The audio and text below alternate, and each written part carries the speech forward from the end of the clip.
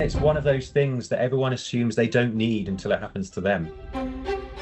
You've got to constantly ask yourself, what if? We always use the term ALOP, as low as reasonably possible. Have I mitigated all the risks to make sure that the risk to myself, my family, or my associates is as low as possible? Counting the hotel room doors to the fire exit, like that's so simple. I'd never known to do that. Such a simple tip that could quite possibly save a life.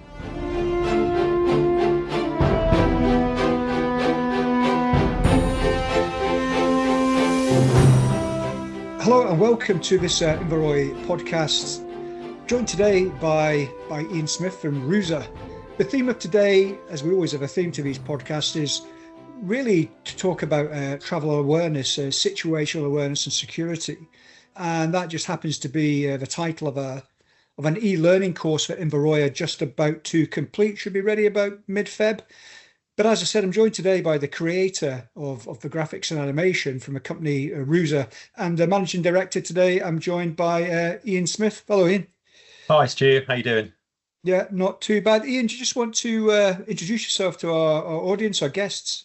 Yeah, no problem. So, hi everyone. My name's Ian Smith, founder at Reuzer. So, Reuzer means remote user, and we specialize in creating digital training content for what is effectively the safety critical sector. So whether that's operating dangerous machinery or in this case, traveling to hostile countries, we create a lot of animation, video, and in this case, some AI based content. Yeah, I mean, I've seen your product here now, and I think it's excellent. Let's talk a little bit about the project work that you do. I think this is your first project or working on a security project that we're doing, and travel and awareness. What sort of drew you to want to do this type of work? I think we create a lot of content for the oil and gas world, and some of it is very, very similar. So we specialize in a lot of health and safety content. But this project really stood out as being quite unique in the terms of, we get to work with an incredibly talented team at Inverroy to understand a little bit of those threats and the security issues when people travel, but also we had the opportunity to bring those to life through animation, through video, and through some AI characters. So it really stood out as, quite a different kind of project for us. And it intrigued the team. The team are used to making 3D models of oil rigs and pipelines, but this time it was very different, as I'm sure we'll discuss. Yeah, spice of life, variety, is it not? Exactly. The title of this training, or one of the aspects of this training, is situational awareness, Ian, which we as a collective thinks critical for international travelers, especially in today's world. It's pretty unpredictable what's going on around. Why do you think situational awareness is so important? Well, you get in a comfort zone quite often. When you're at work, when you're traveling, you just think things are going to be okay, things are going to work out for you. But it's those what if situations which you're not prepared for. And it's so for a lot of the content that we make and a lot of our clients, we teach situational awareness, and there's several different terms, but it's always just being aware of what's going on around you. What is it that could cause you harm? And in terms of travel, I'd never really looked at it from this angle. I'd always thought it was an operational thing. But travel, whether you're getting in the right taxi, whether it's a legal taxi, illegal, all those things, it's one of those topics which is really easy just to miss. It's easy just to think that people will be okay and they'll figure it out for themselves. But actually, what we've learned is that there's a lot more to it than that. Yeah, I suppose, as we all do traveling. I know I've been represented or challenged by some risks going overseas. Have you experienced anything at all? I have, yeah. It made me. Are you prepared to talk about it? Yeah, sure. It made me think of a situation when we first started creating this content. I would have been probably early 20s, 22, 23. And I was asked to go to Tunisia to work for a month for an oil and gas company. And it was in a little remote town. It involved 2 or 3 aeroplanes and a train. And a young lad took my bag off of me at the train station and offered to carry it onto the train for me. And I thought to myself, this is a lovely young lad, bless him. But then I had to buy my bag back off of him shortly after. So I had this great experience of like, welcome to Tunisia. I had this young lad lift my bag on, and then I bought it back for an extortionate amount of money, and then thought to myself, yeah, this is, you've been stitched up here. So I've been conscious of that ever since. So I suppose, these 10 modules that we're creating together, the whole purpose of them is that people can learn and be educated it's not prescriptive. It very much requires the traveller to think outside the box and to try and apply what we're teaching to what he or she or they might be faced with overseas. I mean, how do you think being prepared can make it? Do you think it can make a tangible difference? Absolutely, absolutely. When you're in those moments, you're gonna, you panic first initially, but then you do need to kind of draw upon something that you've learned, something that you've been taught to help you navigate away from that situation. I think that's one of the key messages in the courses is it's that compose yourself initially, get a grip of the situation and act and do something. I think what we're trying to do is give people that basis of which to build on, but also not put themselves in those situations in the first place by giving them that kind of base and foundational knowledge, I guess. Yeah, I think it's like anything, everything starts with the planning phase. And if the plan says you don't go because it's not safe enough or you don't have the resources in place to make it safe, then you don't go. But the course discusses certain techniques, experiences, Cooper's color code, it goes all the way from condition white to condition black, which I thought was really interesting, something we've taught on various courses to organizations. And it goes a little bit more in depth into the OODA loop. Now, some people might not have heard of the OODA loop before. If some people might find it's a little bit technical, but you're quite right. The OODA loop just asks you to look at everything, just take an overall view of something before you make a decision. Any thoughts on the OODA loop or Cooper's color code? Yeah. So those were two totally new concepts for me, Cooper's color code and the OODA loop. So when you're like naturally when you're creating this kind of content, you're drawn into discovering a little bit more about it. So Cooper's color code was just brilliant. And the OODA loop, the observe, orientate, decide, and then act is great. But it's not just travel awareness, I guess, is it, that you can apply those principles to? It could be everyday scenarios that you find yourself in. So yeah, so many of those topics I consider myself to be, I guess, quite travel aware, but actually haven't taken the course and created much of the content. There's so many bits and pieces in there which are really, really useful for sure. Yeah, I think although controversial to some, Mm. Donald Trump is quite a great user of the OODA loop. Is he And when really? you actually think about the application of the OODA loop and how Trump uses it, completely confuses his enemies, says one thing, does another, catches them off balance and acts. So actually, OODA loop is a great bit of kit for the politicians, I believe. That's one for our audience to debate long Yeah. after we've gone. Um, I think something I've noticed through this course that we've developed together with the Inverroy team and the Reuzer team is the great use of animation and graphic design to help to bring innovation and ideas across well. What do you think about that? It's kind of what we do. It's what we love. So a picture paints a thousand words. We've seen examples of training, and I've certainly sat in countless classroom courses and done tons of e-learning courses, and the amount of content which doesn't connect with the user is phenomenal because it's just text on screen with a terrible voiceover. So we've tried to bring these topics and all of our content to life with animation, with video, and also just thinking about those metaphors that you can help connect to people's everyday lives. If you think that, the way we learn now is fundamentally different to the way that we would have learned 20, 30 years ago, we have the internet. So if we can't find what we're looking for, we'll go to YouTube, we'll go to Google, and we're only going to search those sites for seconds and we get bored so quickly. So the way that we've created these courses, and like I said, all of our courses is short, sharp learning resources. So they're available. You can go in, you can find what you're looking for quickly, and you can refresh your knowledge. I don't think there's anything worse than sitting through a 1 hour e-learning course and finding two minutes of that content actually useful. And I think that's where these courses are great, is that the content is very to the point. We're not trying to dress it up as an hour course with 15 minutes of content. It's to the point, it's accurate, and it's also really, really well visualized on screen. We're not asking people to do too much thinking for themselves. We're explaining it to them, I guess, in simple, relatable terms. So it's easy to take on board. Yeah, I mean, in the past, we'd always either done heat training with associates, practical, which I think people enjoyed, but the cost was always too much and the time away from the office was too great. We Yeah. then decided that we teach in a classroom, but no one wants to listen to 6 hours in a classroom, potentially with an overhead projector or a PowerPoint. So I think the way to go now is make sure that what you're teaching is to the point, it gets people's attention, and I think we capture that together within the I, modules. I do. I think it's really clear, it's very concise. And I'll just touch on one example, a project which I worked on previously. It was an organization, I won't say who, but they required people to fly halfway around the world to take a basic maths course. So they'd fly to Houston to do a maths course from Europe, from the Middle East, and from the Far East. The first 2 days were addition, subtraction, multiplication, the absolute basics. And what happened was half the classroom was totally alienated by it because they knew it all, and the rest of the classroom were engaged in it. So you had this real split in the room, people that knew the content and those that didn't.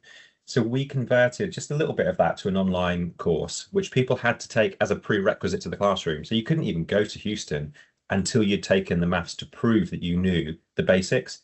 And the cost saving with that approach is incredible. You know, you're saving flights, you're saving hotels, you're saving food and drink and taxis. And it's much the same with this. Although it's not a mandatory course, you can equip those travelers with all of that information from their home. Before they even leave for the airport, they can be armed with all of this information. I think that's one of the most powerful things of e-learning. And it's consistent. Every user that takes it gets the same message. So if there's 200 people in the same organization, they're all hearing the same thing. So they're all on the same page. And we all know that instructors like to slightly adjust their stories for the audience from time to time. So I think that there's an element of consistency here, which is also, yeah, it's really important. Yeah, I would definitely just echo that. I suppose, there are some barriers when it comes to applying situational awareness and learning as a general. I mean, what do you think those sort of barriers are? We sort of discussed them about you've got to make the subject interesting, and Yeah. situational awareness is something that everyone can benefit of. And I think you're right. It's not just for traveling overseas. It's especially today, especially if you're out in a busy high street, we hear of vehicles colliding into groups of people. We hear of building fires, gas explosions. The world's probably never been more volatile or vicious. I think it's probably a fair or unpredictable. Is there anything that you can add to that? Yeah, I think that when it comes to digital training and delivering messages, whether it's situational awareness or whether it is something like working at height or dropped object prevention, which are two topics we engage with quite a lot, we often get a little bit of flack from some of the classroom instructors themselves. And we get that because they make this assumption that we're trying to take everything away from the classroom and deliver it online. And we've always been really clear that we recognize that digital training has this level and it's probably knowledge and comprehension. And it stops there because you do rely on people to be able to take that and apply it in the real world. So there's that application element, which is sometimes what people get within the classroom. So while we can teach someone in this particular Inverroy suite, how you might deal with a kidnap and ransom scenario, we can't actually get beyond that. There is an element which falls to the user themselves or the learner to actually apply that in that real world environment. And it's the same when we get asked to teach working at height training. We were once asked if we could demonstrate how to put a full arrest harness on, and it was a simple no. You need to feel that harness, you need to put it on, check it's tight, and all of those things before you go out and work. We wouldn't try and do that with an animation. So I guess touching on limitations, yeah, it's probably this little bit of you can build a base knowledge, you can get people to understand why they're doing something, but you do still need to have that real life feeling. You do still need to try and take it to the next level somehow. Yeah, no, that's good. Well, I've asked quite a lot of questions, Ian. Have you any you'd like to ask me? Yeah, I do. Because you're obviously you're a seasoned traveler. So when it comes to traveling and staying secure around the world, what are the 3 or 4 things that you think everyone should be aware of when they're traveling to unfamiliar environments, possibly hostile? It's strange, isn't it? People think that because they go to a destination on holiday, that most destinations are low risk, but it's not really the case. When we do our assessments for traveling overseas, we always work in low, medium, high, and in certain instances things can be extreme. And I just think it's important to say that even if a country has a low rating, it can still be quite dangerous. It could be that you decided to go to France on holiday, and although France is deemed quite a low risk country, the criminality in France is actually quite high. And therefore, I think the first thing I would think of is you've got to do some due diligence and plan. Mm. You know, there's lots of good websites out there, whether you choose to use the Inverroy website or you choose to go on the FCDO. Just have a look at where you're traveling to, and you can plan accordingly from that. It could be that you're going to be using transport when you go overseas. If you're traveling alone, do you really want to get in that taxi? Do you really want to get on that bus, or do you really want to get on that train? Most of the countries in Europe that we travel to, the risk is deemed quite low, therefore the infrastructure is pretty good. But you do want to ask yourself those questions when you start moving into maybe regions like Africa, even locations like Cape Town. You've got to constantly ask yourself, what if? What if it all goes wrong? What if my car crashes? What if there's a demonstration on the street? Where am I going to go? What am I going to do? I suppose the other thing is always know where your personal belongings are as well, especially when you're moving around airports. It's always good to travel with someone. It's never really great to go on your own. I know in this day and age, people want to find themselves and they take off and they walk into the mountains. But there was a young lad that went into the mountains not so long ago, I seem to remember. He was only about 18. He disappeared, fell down a ravine. I mean, do you really want to do that? So I would definitely say always plan. I would say don't go alone. And the other thing is always think of what if? What if it all goes wrong? What am I going to do? And if you ask yourself, what if, that situational awareness will come, that situational awareness will develop, but it's something you need to practice. I would say those are probably the top three things, Ian. So, Stu, in terms of traveling overseas, I guess there are risks, but how do you balance that with actually enjoying your experience abroad and remaining situationally aware all the time? Because I guess if you're too situationally aware, you can start to impact your holiday or break or whatever it might be. Yeah, I mean, the clients that we tend to deal with is if they're going to countries of medium, I mean, even if they're going to countries of low risk, we would always suggest that they take a driver, someone who knows the area well and can keep them out of trouble. And it does offer a various level of protection. If our clients are traveling to medium risk countries, we'd always advise that they take security people with them or meet them in country. And that way, that balance becomes manageable. That's purely because you've got someone doing your driving, someone looking out for you, someone doing your planning. So therefore, if they're going supported with a team, even to high risk countries, that's manageable. But if you're just yourself with your family, it's hard to achieve that balance. I think again, it comes down to your planning. If you are going to a country of medium risk, and South Africa is a great example, I would say you'd have to listen in to local radio, local television, listen for there's been a real bad spate of carjacking these days. So you've got to know which areas to go to, like Joburg can be quite risky. You probably want to stay within the main district. Hotels, there's quite a lot of trouble that happens at hotels. It's all down to your planning. Know who you're going to fly with, where you're going to fly to, how you're going to get to the hotel, what type of hotel you're going to be in. And then it's just trying to enjoy yourself. Even areas like Table Mountain that are considered quite safe. Actually, within the car parks of Table Mountain, there's quite a lot of high crime. Traveling in the daytime is preferred. Traveling at night is not so good. If you're going to go at night time to dinner, book a local reputable taxi firm from the hotel. These are just little things that can help your stay be better. Even easier things like taking local currency with you, being aware at ATMs for express kidnapping.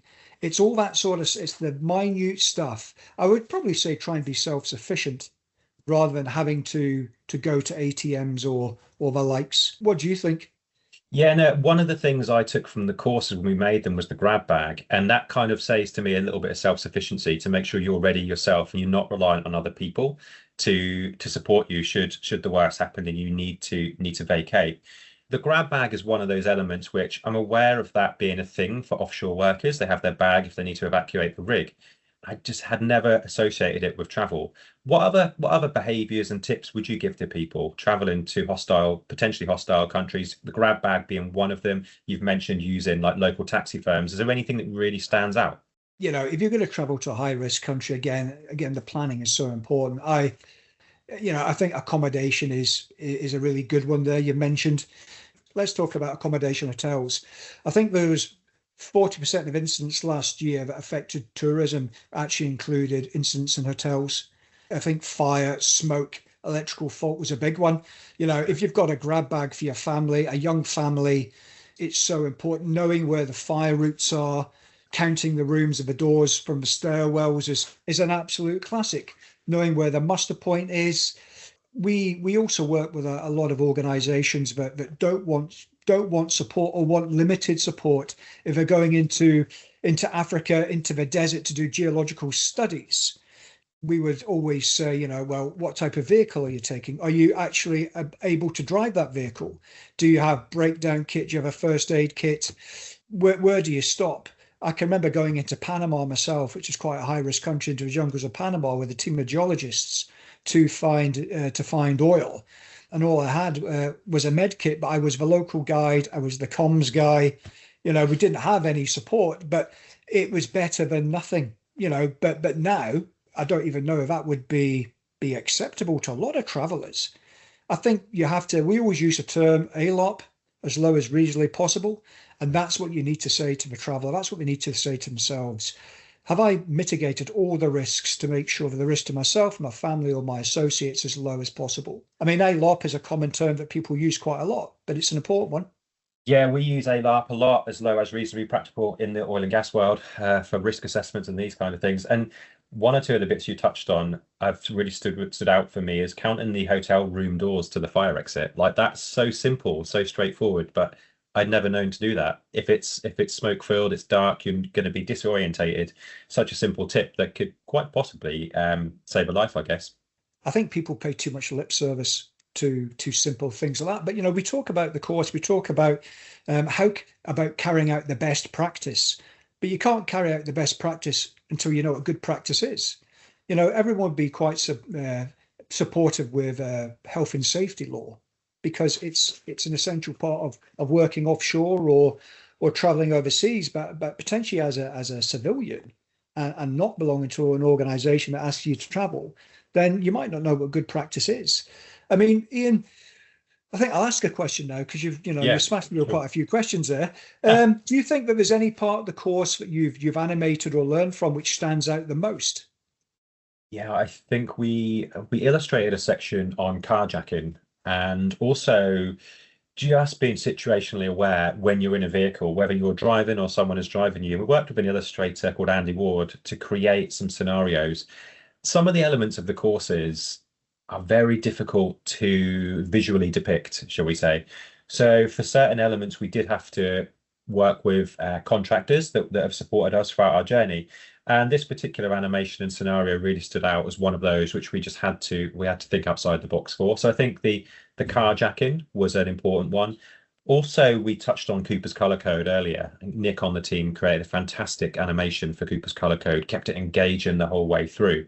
So I think there's two or three that really stand out, as well as obviously we've touched on the OODA loop as being pretty good. But I think just adding to that, I think some of the ways in which the general content is delivered with the use of the character to deliver the content, and rather than just a typical voiceover, we've deployed these amazing characters, two or three per course, to hand over to each other. So it feels like a really guided journey. It doesn't feel like a bog standard kind of tick box exercise. There's a lot of depth to these courses. Yeah, I mean something that we do try to go to people in the course is that balance of cultural sensitivity. Obviously going into a country where the cultures might be very different to where we come from in the UK, and could that impact on our personal security? I think there really is a fine balance between the two. Any personal insights you gain from that? I think this checkpoint awareness module taught me quite a lot about what to do and what not to do. I'm one of these people that likes to try and crack awful jokes because I think it will like it'll break the atmosphere and cut through it. But what I've learned is actually that can really backfire at checkpoints when there's a cultural difference, there's a language barrier, and there's probably a lot of tension there already. Yeah, So I think I would just be very quiet now, keep my hands where they can be seen, which was yeah, it's so simple, so simple. But if my hands are in my pockets, there may be an element of what am I trying to do. But if I keep them on the steering wheel, people can see them.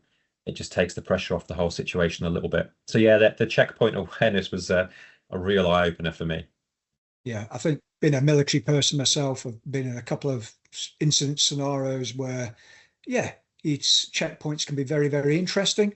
And I think, it's if you're not aware of how to deal with them, I think it's a flashpoint and definitely one that can cause quite a lot of stress. And I think what we've tried to do in the course is show that, how can travelers use situational awareness in everyday situations or even in international travel. And I think one of the modules which really helps with that is the conflict management. We've worked on conflict management with a chap called Professor Phil Wood, who's Right. who's one of the Inverroy associates.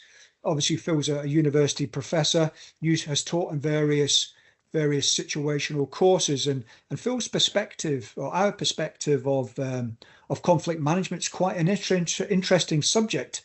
Any thoughts on that? So we've created e-learning on conflict, but this is very, very basic day-to-day conflict in the workplace. But when you get it into an e-learning course, which is conflict in a potentially hostile country, and we start to deal with some of those elements, such as, I know it comes in one of the later modules, the March principles, and trying to sort something where there's a situation of trauma, it kind of takes it to that next level beyond anything that I've seen. For example, I've always traveled and had a big logo on my backpack or on my, of the company I'm traveling with. Yeah. But it's so simple. Let's remove that. Let's not let everyone know I'm from a Western country and possibly from a company that can pay for my release.